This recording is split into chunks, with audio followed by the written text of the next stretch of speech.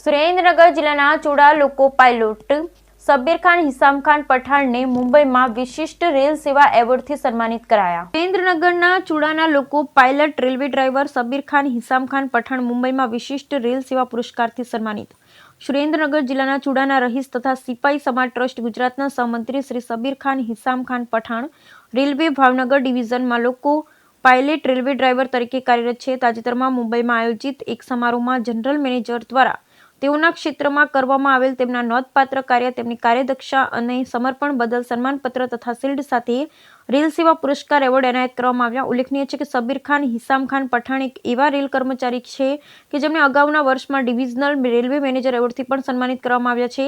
તેમની આ સિદ્ધિ બદલ વરિષ્ઠ અધિકારી તથા સહકર્મીઓ અભિનંદન સાથે ઉત્તરોત્તર પ્રગતિ કરી કુટુંબ, સમાજ અને દેશનું નામ રોશન કરે તેવી અઢળક શુભેચ્છાઓ પાઠવેલ. બ્યુરો રિપોર્ટ મહેશભાઈ ઉતરિયા.